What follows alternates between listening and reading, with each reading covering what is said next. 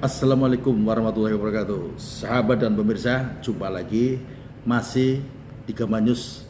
Kali ini pembahasannya terkait tentang diskusi yang akan dilaksanakan hari Kamis Jumat tanggal 15 sampai 16 Mei 2025. Agendanya adalah tentatif sebagaimana lampiran yang akan dilaksanakan di Hotel Holiday Inn dan Suite Jakarta Gajah Mada, nomornya 211 Taman Sari, Jakarta.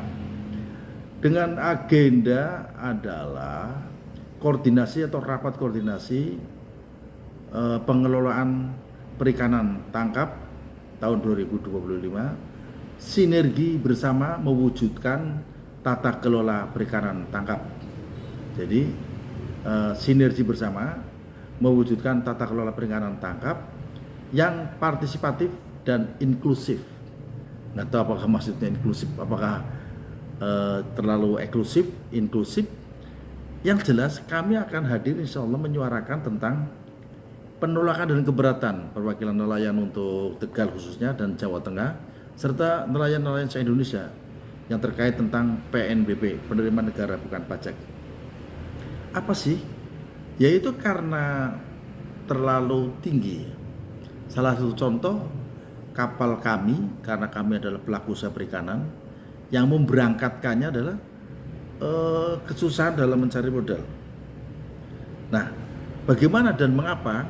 Ya karena keberpihakan nelayan oleh pemerintah, atau sebaliknya, kalau pemerintah jelas memungut pajak, meskipun bahasanya PNBP, penerimaan negara bukan pajak, tapi oleh pemerintah keberadaannya belum berpihak kepada nelayan.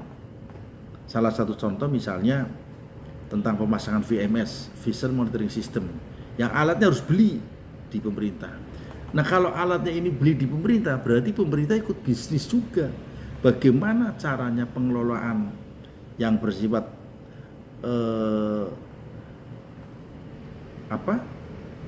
lebih eksklusif, sehingga kami akan mengusulkan tentang PNBP yang idealnya 2% lah, jangan sampai 10%. Nanti akan kami bahas bersama dua narasumber kita, Mas Haji Riswanto selaku Ketua HNIC Jawa Tengah dan Mas Tegar sebagai pelaku usaha perikanan kelautan yang sementara ini juga mengalami kesulitan.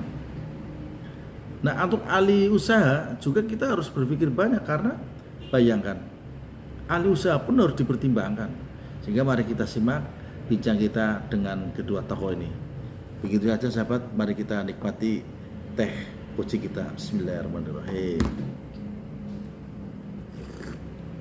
Alhamdulillah. Mari kita dengarkan bersama. Assalamualaikum Pak Haji. Waalaikumsalam Pak Haji. Alhamdulillah. Sehat Pak Haji. Sehat. Selamat siang Pak Haji. Selamat siang. Oh ya, ini saya dengar mau dapat undangan di Jakarta ya Mas? Ya, insya Allah kita akan memberikan saran usulan untuk undangan koordinasi terkait dengan tata kelola kelautan dari Kementerian Kelautan dan Perikanan hari Kamis tanggal 15 Mei tahun 2025 dan isu-isu perikanan lainnya. Pak Haji, demikian Pak Haji. Ya, selamat siang Mas. Selamat siang Pak Haji. Kita ketemu dua pejuang nelayan ya. Kalau yang lain berburu rupiah, ini berburu keadilan. Mas, agendanya apa besok? Agenda kita adalah membawa semua keresahan nelayan. Di antaranya adalah kita menuntut supaya PNBP bisa lebih murah atau lebih terjangkau untuk masyarakat nelayan. Terus peraturan yang tumpang tindih serta birokrasi pemerintah yang tidak berpihak kepada nelayan. Setuju.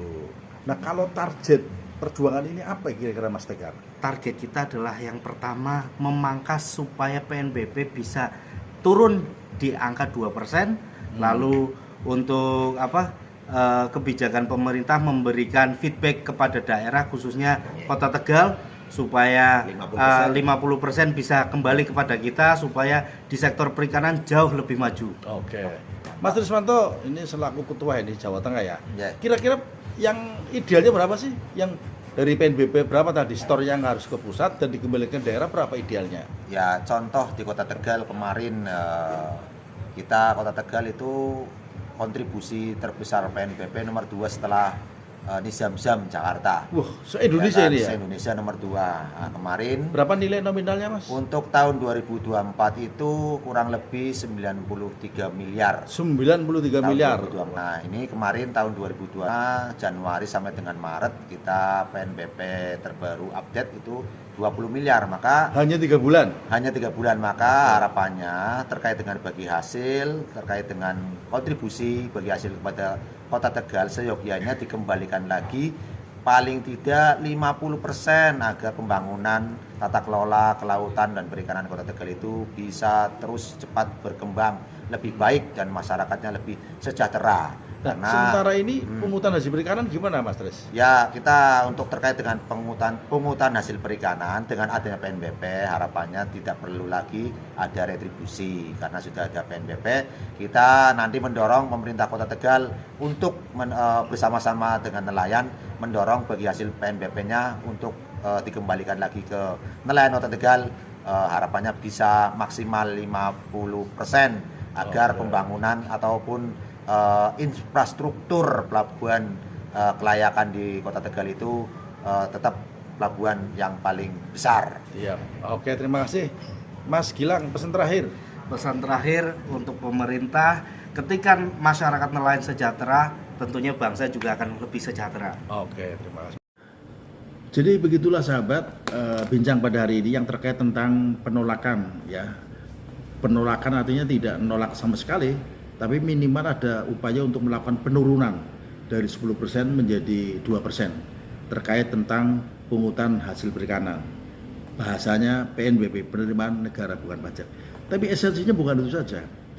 Ketika baru 3 bulan saja sudah 90 miliar, kemudian dikembalikan lagi kepada Kota Tegal yang memberikan kontribusi terbesar kedua setelah pelabuhan di Jakarta, mestinya pemerintah pusat lewat DAK, dana alokasi khusus, dikembalikan lagi. Padahal nelayan sudah double pungutan. Ya, pungutan hasil perikanan ditambah dengan restribusi yang nilainya 2,78%. Oke sahabat, berjuang terus, salam sehat, Sugi Selawase untuk menuju Indonesia tidak gelap gulita. Indonesia semakin terang benderang.